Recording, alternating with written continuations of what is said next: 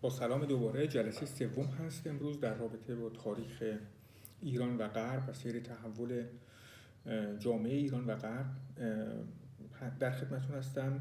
در این جلسه به بررسی نظرات مهندس مهدی بازرگان در کتاب سازگاری ایرانی میپردازم.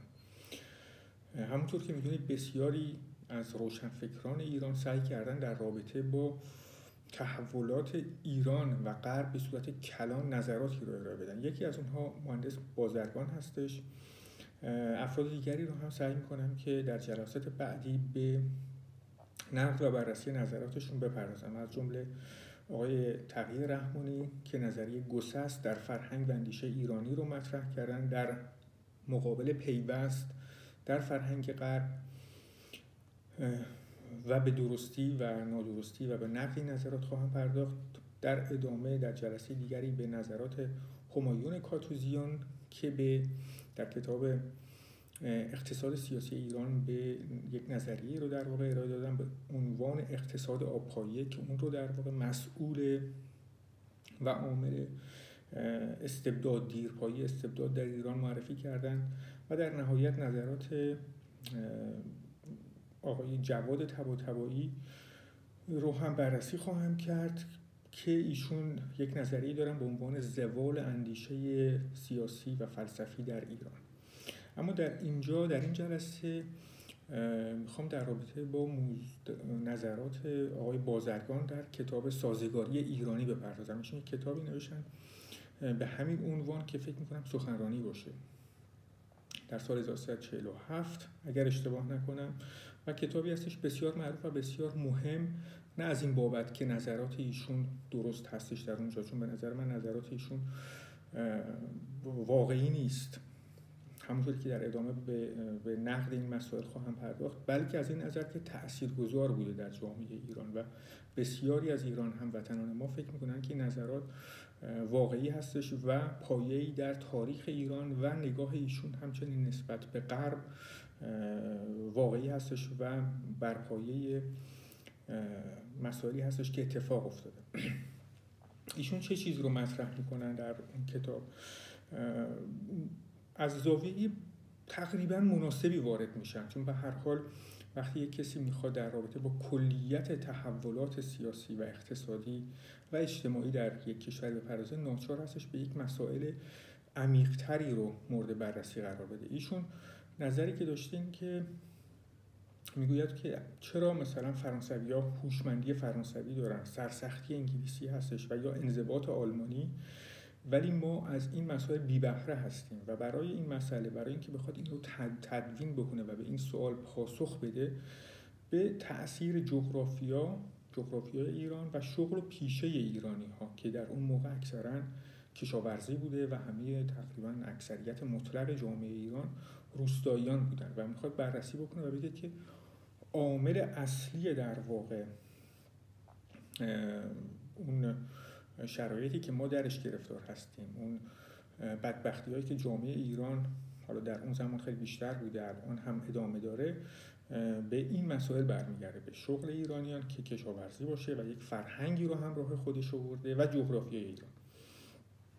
البته ایشون یک سری مسائل میپردازه که اونها ممکنه درست باشن، یعنی یک سری شواهدی رو مطرح میکنه، مثلا نگاهی که ایشون نسبت به شهرهای مختلف ایران داره و بحث مهندسیشون، بحث ساختشون، بحث جغرافیاشون، خب خیلی از اطلاعات درستی که نشون میده آشنایی نسبی با اون منطقه ایران داره. اما اگر به جزئیات وارد بشیم میبینیم که بسیاری مسائل رو ایشون یا آمدانه یا در واقع بر اساس کمبود اطلاعات مورد بررسی قرار ندادن. حالا ایشون چه چیزی رو مطرح میکنن؟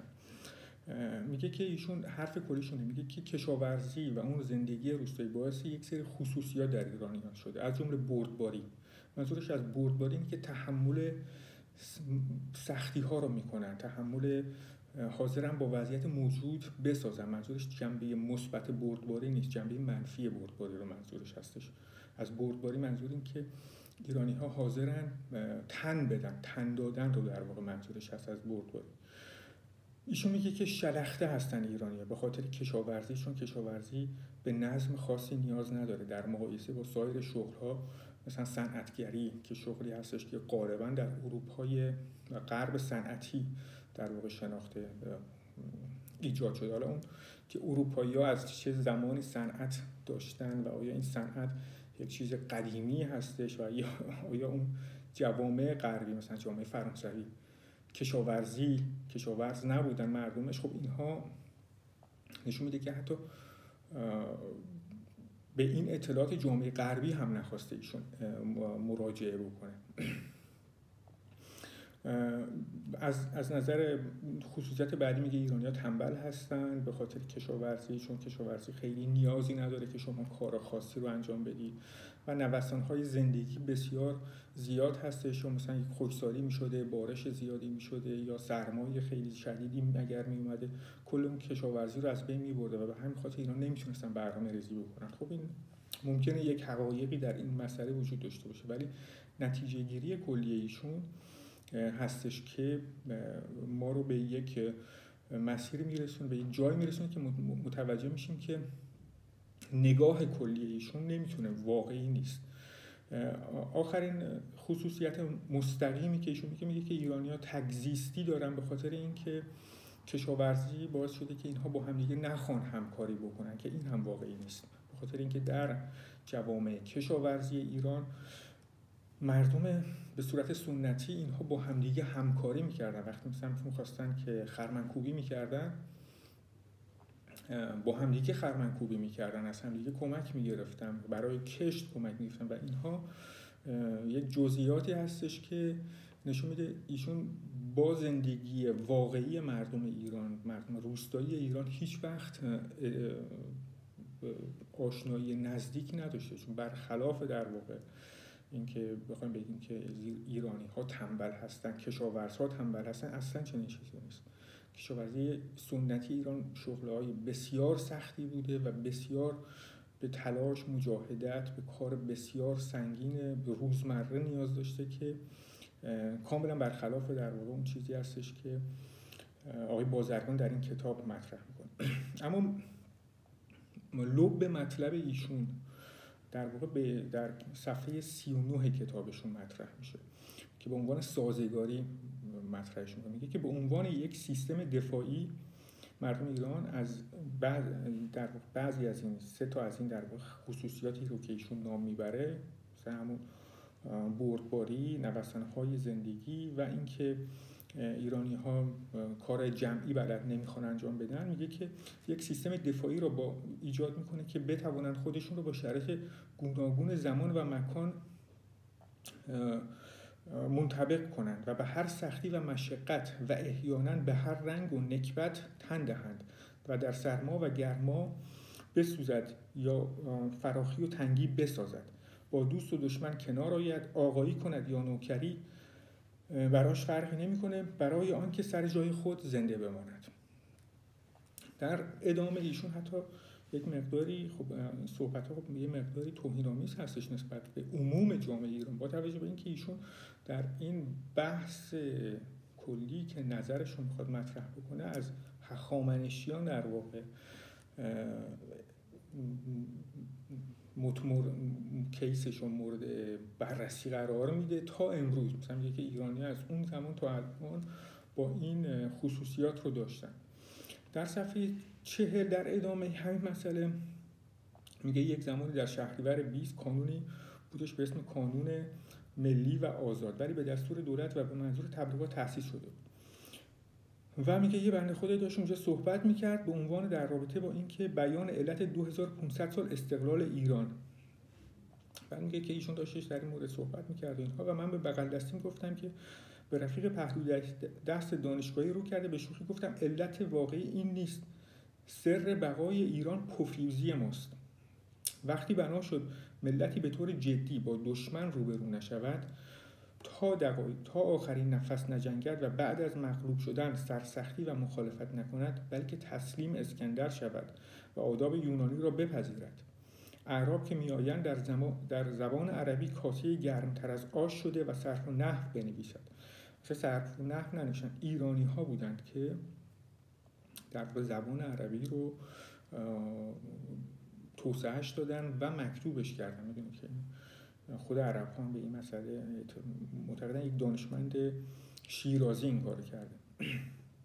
یا کمر خدمت برای خلفای عباسی بسته دستگاهشان را به جلال و جبروت ساسانی برسانند. در متن سلاطین ترک چون سلطان محمود غزنوی که بر تختش می نشیند آبدارترین قصائد را بگوید. غلام حلقه به گوش چنگیز و تیمور و خدمتگزار و وزیر و فرزندانشان گردد، یعنی هر زمان به رنگ تازه‌ای در آمده و به هر کس و ناکس تعظیم و خدمت کند. و ایشون همینجور ادامه میدن و دلیل در واقع اصلی اون ماندگاری ایران و خصوصیت در واقع اصلی جامعه ایران رو سازگاری میدونن، سازگاری با قدرت. خب در اینجا اگر بخوایم به این نظرات به صورت در واقع علمی و تاریخی جواب بدیم، باید وارد تاریخ بشیم که آیا در واقع این مسائلی که ایشون مطرح میکنند واقعیت داره. به ایشون نظرش به صورت کلی رو در ادامه میگه. من از مرحوم بنی صدرم شنیدم اینو که ایشون میگفت که نظر آقای بازرگان به این صورت بوده که جامعه ایران مثل یک علفزار میمونه. در این کتاب هم البته به مسئله به این مثال اشاره میکنه و این علفزار وقتی باد میاد همه خم میشن تا وقتی که باد بره و وقتی باد رفت دوباره این علفزار سر جاش راست قامت دوباره وای میسن. و به این مسئله میگه سازگاری ایران. به هر حال در این زمینه به صورت خلاصه به صورت در واقع مسئله این چیزی بودش که خدمتتون گفتم در این کتاب اومد.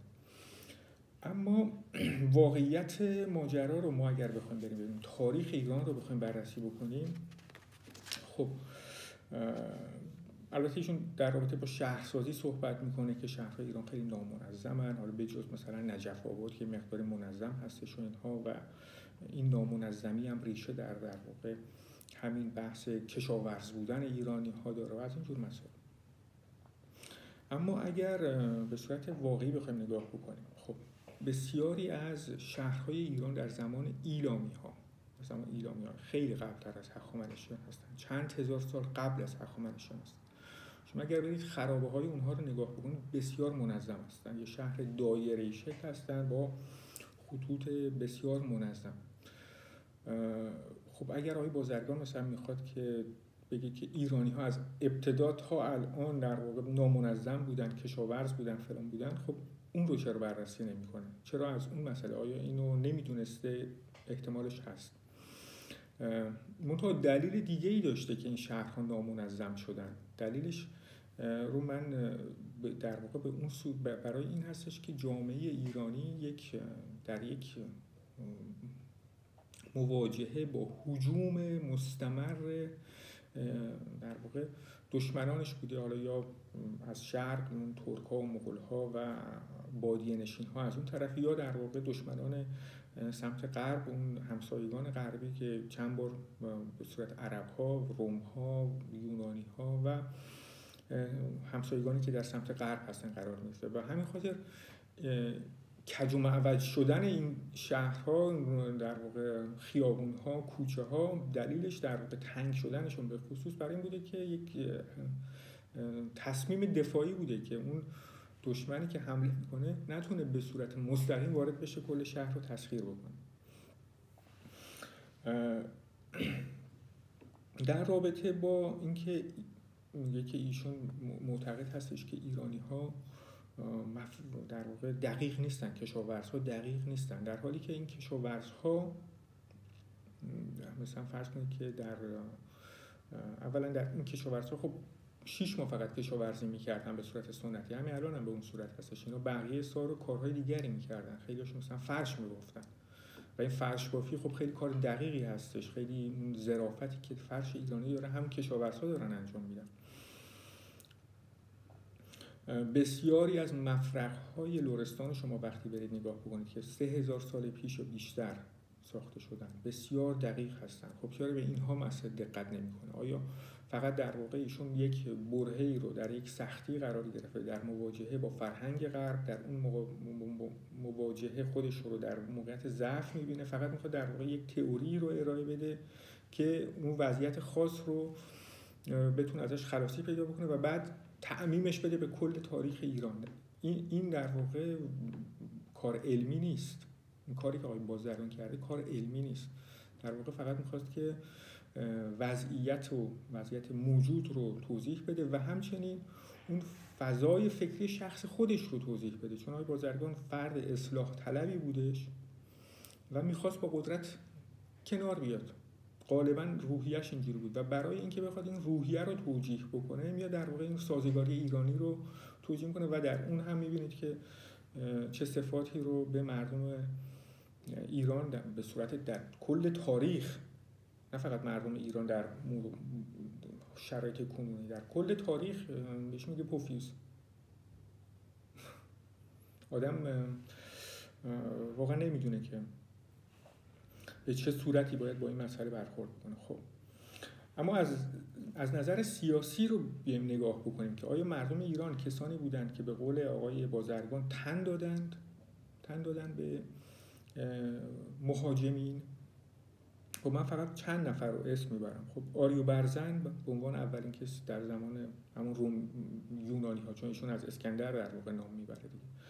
این آریو برزن که در هم منطقه غرب کشور، لرستان، چهارمحال بختیاری، کهگیلوی و بوی رحمت، شیراز، اونجا در واقع اینها قبایلشون زندگی میکردن، راه رو بر اسکندر میبندن. خیلی تعدادشون هم کم بوده طبق اون تاریخی که ما ازشون میدونیم و میدونستن هم که کشته میشن، ولی مقاومت میکنن و یک حماسه ای رو برای ما به یادگار میذارن تا به امروز. خب اینو چجوری آقای بازرگان توضیح میده؟ ما آیا واقعا اینو میشه بگیم این ملت پوفیوز بودن؟ سورنا رو براتون مثال میزنم در مواجهه با روم ها، در اون نبرد هران و اون زمانی که امپراتوری روم امپراتوری رو به شکوفایی بود و کل جهان رو داشت میگرفت. در واقع میدونید که اون کسی که به ایران حمله میکنه تا ایران رو تسخیر بکنه و به هند برسه، میخواسته در واقع دو هدف داشت. یکی میخواسته اون همون کاری رو که اسکندر کرده انجام بده و دو اینکه در رقابت بوده با قیصر روم که در واقع اون قبل در همون زمان چند سال قبل از اون فرانسه و انگلستان اینها رو تسخیر کرده بود. خب میاد اینجا شکست میخوره. سورنا یک فرمانده ایرانی خیلی جوان و اون ماشین جنگی روم رو شکست پذیر میکنه. خیلی کار مهمی کرده.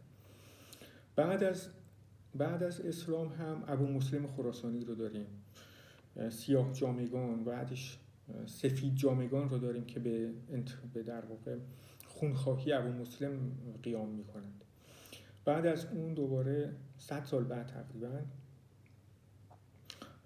یعقوب لیث صفاری رو داریم که اینها قیام میکنن برای اینکه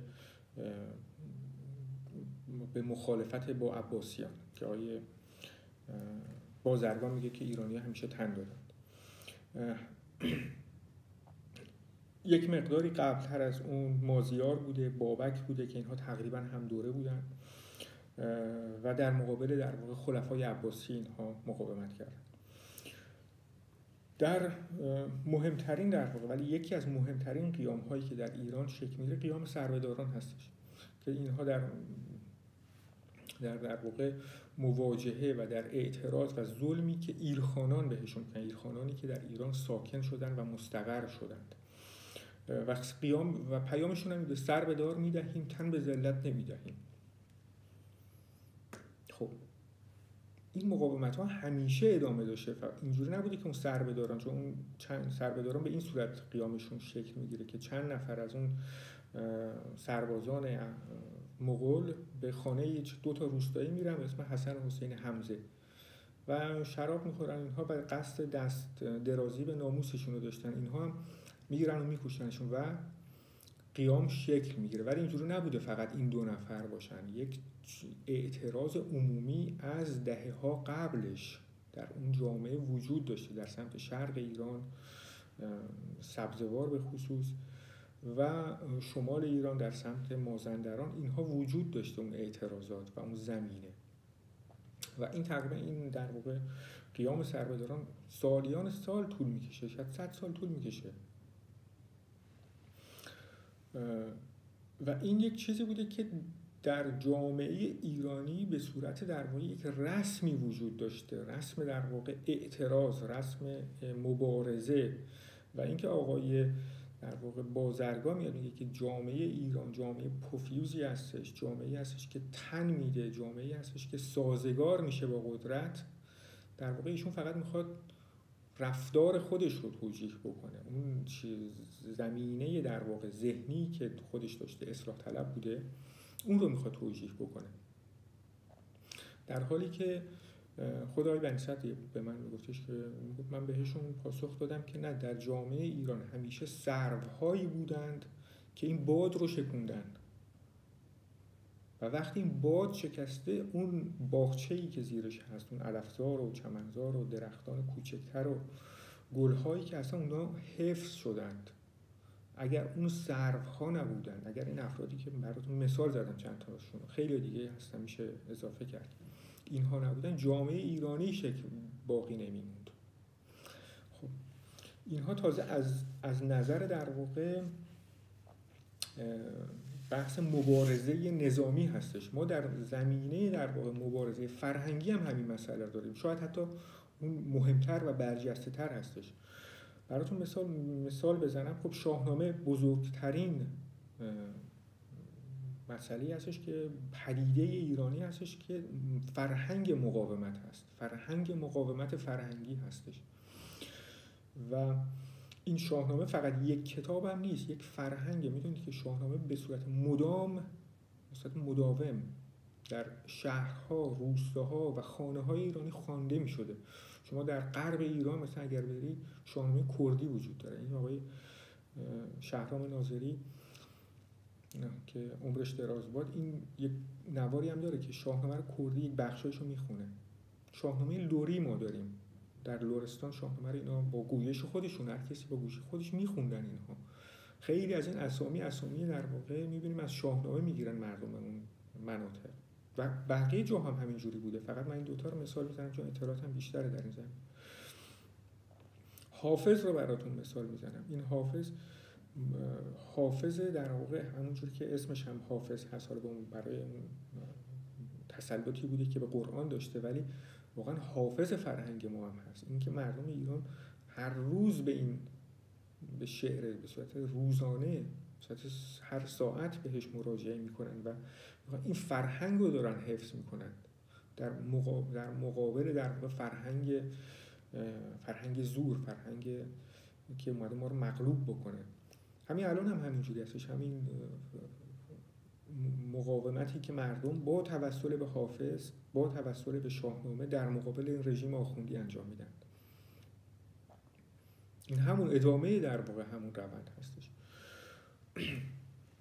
اگر بخوام دوباره براتون مثال بزنم، خب مثال نوروز هست، مثال زبان فارسی هستش که در سایر امپراتوری، نه فقط در ایران، در دشمنان ایران زبان ما رو پذیرفتن. در دربار عثمانی، من یک ترجمه ایران کردم هنوز منتشر نشده، در دربار عثمانی برای مدت طولانی زبان فارسی زبان دربار بوده، زبان رسمی بوده و حتی بسیاری از دانشمندان از مورخین معتقدند که تسخیر استانبول توسط عثمانی محمد فاتح که این پیروزی زبان فارسی بود، چون بسیارشون میدونید بعد از اون زبان فارسی در اروپا هم گسترش پیدا میکنه و بسیاری از دانشمندان و حکمای اروپایی که در قلمرو عثمانی بودن به زبان فارسی شعر میگن، دیوان شعر دارن. کسانی که از بوسنی بودن، از خیلی بخشای اروپای شرقی. خب ما این زبان رو حفظ کردیم. در دربار چینی که اون مغول‌ها وقتی بعد از اون که تقسیم میکنن، در یک دوره‌ای اون مغول‌هایی که در چین حاکم میشن زبانشون زبان فارسی بوده. در هند که سلسله گورکانی که زبان فارسی زبان غالب بود و فقط وقتی از بین رفت که انگلیسی ها این رو جایگزینش کردن با انگلیسی. خب اینها نمیتونیم ما به همین راحتی بگیم که ایرانی ها سازگار بودن، پذیرفتن هر چیزی رو بوده و این در واقع با تاریخ همخوانی نداره، با هیچ چیزی همخوانی نداره، با هیچ چیزی همخوانی نداره. خب دیگه از آیین و پوشش و لباس و موسیقی که در طول تاریخ ما داریم میبینیم، یعنی همون موسیقی رو که شما در مناطق ایران میبینید همون موسیقی هستش که از هزاران سال پیش به ما رسیده. شما میتونید نگاه بکنید اینا رو. حالا من در نقد نگاه آقای رحمانی بیشتر باز میکنم، چون ایشون ادعای خیلی بزرگی رو مطرح کرده که هیچ قرابتی نداره. به هر حال امیدوارم در جلسات آینده به مسئله بپردازیم. این که میبینیم که یک چنین نظری وقتی مطرح میشه و متاسفانه مورد پذیرش قرار میگیره، به خاطر اینکه جامعه ایرانی نیامده دقیق بشه، جامعه روشنفکری منظورم دقیق بشه در این نظرات و در تاریخ خود ما که ببینیم واقعا چه اتفاقی افتاده. حالا مثلا آقای بازرگان من هیچ انتظار ندارم که همه این مسائل تاریخی رو دقت کرده باشه و مورد پژوهشش قرار داده باشه در این کتابی که داشته، اما در همین دوره خود ما، در همین دوره‌ای که از ایشون زندگی کردن و ایشون خودش هم یکی از اون افراد بودن، در دوره پهلوی و در دوره رژیم جمهوری اسلامی، خب این همه مبارز، این همه اعدامی در هر دو رژیم، از انقلاب مشروطه و قبلتر از اون، که برای آزادی جنگیدند، برای مسائلی که بسیار والا هستند و خود آقای بازرگان هم یکیشون بوده از طرف دیگه. من بسیار احترام میذارم برای این زندگی مبارزاتی ایشون. به هر حال با وجود همه در واقع انتقاداتی که میشود به هر کسی کرد، ایشون انسان از روشنفکران و از خادمان فرهنگ ما بوده و سیاست. خب اینا رو چجوری نادیده میگیره ایشون؟ این همه آدمی که در جمهوری اسلامی همین در واقع جنبش سال گذشته، آیا ما داریم سازگاری میکنیم با جمهوری اسلامی یا یک مبارزه دائمیه؟ یک مبارزه دائمی. خب این فقط نقد در واقع صحبت‌هایی بود که ایشون در این کتاب مطرح کرد، ولی به عنوان واقعیت. حالا در غرب همیشه به همین نقدها رو کرد، یعنی اون نگاه ایشون به غرب هم درست نیست از نظر تاریخی و واقعیاتی اون چیزی که اتفاق افتاده. اما آن چیزی که اتفاق افتاده به صورت خلاصه من بگم، اگر در ایران، ما در ایران یک فرهنگی داشتیم، فرهنگ پایه و بوم ایران بوده، اون فلات ایران یک فرهنگی رو داشته که در فرض کنید شاهنامه به صورت متمرکز ما میتونیم پیداش بکنیم، در دیوان حافظ میتونیم اینو ببینیم. یک فرهنگ هستند اینها، یک فرهنگ توحیدی هستش. این که توحید به عنوان اینکه نه فقط اینکه خدا یکیست و به جز آن نیست، فقط این نیست، خیلی بیشتر از این، به عنوان اینکه خیر هست، اون چیزی که جامعه رو میسازه، اون چیزی که انسان‌ها رو هدایت میکنه، یک خیر عمومی هستش و یک روحی هستش و ما باید خودمون رو با اون حقوق، اون خیر همون حقوق مثلا باشه، زندگیمون رو با اون تطابق بدیم، باید عشق داشته باشیم و این عشق همون خدا هستش. یه اینجور دیدگاهی در جامعه ایران پرورده شده توسط خیلی ها، از جمله فردوسی، حافظ، تا اندازه مولانا، خیلی بیشتر مثلا عطار و خیلی های دیگه نقش داشتن در این توسعه این منظومه فکری. خب ما این نظر رو داشتیم، ولی همیشه مورد هجوم قرار می‌گرفتیم از طرف در واقع اون حالا کسانی که مهاجمینی در شهر در ورای در واقع مرزهای ما، مثلا فرض کنید از سمت شهر بادیه نشینان ترک و مغول بودن، از سمت غرب خب چند بار عرب ها بودن، چند بار در واقع روم ها و یونانی ها و اینجور در واقع افراد مردم بودن، ارتش ها بودن که به در واقع بوم حمله می‌کردن و این بوم و هر دفعه در واقع اون جامعه ایران اون ثباتش از بین میرفت. اون چیزی که ما در واقع تفاوت جامعه ایران با جامعه غربی در همین ثبات، اونها کمتر اینو تجربه کردن، خیلی کمتر تجربه کردن، شاید یک بار تجربه کردن که مثلا فرض کنید که چون مغول‌ها اون سلسله یک بخشی از اون مردمی که در استپ‌های آسیای میانه بودن، اونها به روم هم حمله میکنن. به در واقع یک بار اونجا بوده و یک بارم خب اون به سقوط در واقع به روم هم میانجامه، حالا ژرمن ها هم بودن، ولی بعد از اون اینها در یک ثبات نسبی داشتن در غرب. حالا بعضی وقت خیلی وقتا نوشته بوده، خیلی وقتا نانوشته بوده، یعنی این در واقع پادشاهی های غربی اینها یک ثباتی رو داشتن، هم دیگر تحمل میکردن. اگر یک پادشاهی مثلا پادشاه فرانسه واسه پادشاهی دیگر رو از بین ببره، بقیه نمیذاشتن، مانع میشدن، علیه اون متحد میشدن. ما در ایران چنین مسئله‌ای رو نداشتیم و این عدم ثبات بوده که باعث شده که همینجوری فرهنگ در واقع هر از چند وقت یک بار زیر و رو بشه و این در واقع زیر و رو شدن باعث شده که یک مشکلاتی برای ما پیش بیاد، مشکلاتی که حتی امروز هم ادامه پیدا میکنه. چون شما اگر بخواید نگاه بکنید، فرض کنید که انقلاب مشروطه دوباره همون مسئله رو می‌بینیم که جامعه ایران، این بوم ایران، یک مسئله به یک جنبندی هایی میرسه، منتها توسط اون حاشیه که مثلا فرض کنید سردار سپه باشه، حالا با کمک برای اولین بار با کمک خارجی ها کودتا میکنه. اینا همون در واقع حمله مغول ها بر علیه در واقع اون فرهنگ غالب فلات ایران. هیچ فرقی نمیکنه به نظر من. یا در انقلاب ایران دوباره میبینیم که جامعه ایران با هزار جهد، با هزار تلاش یک فرهنگی رو ایجاد میکنه، یک دستاوردهایی رو میرسه و یک انقلابی رو میکنه، به نتیجه میرسونه. دوباره اون کسانی که از حاشیه بودند، از در واقع قشر بی فرهنگ، از فقر فرهنگی داشتند، بر علیه اون انقلاب کودتا میکنند.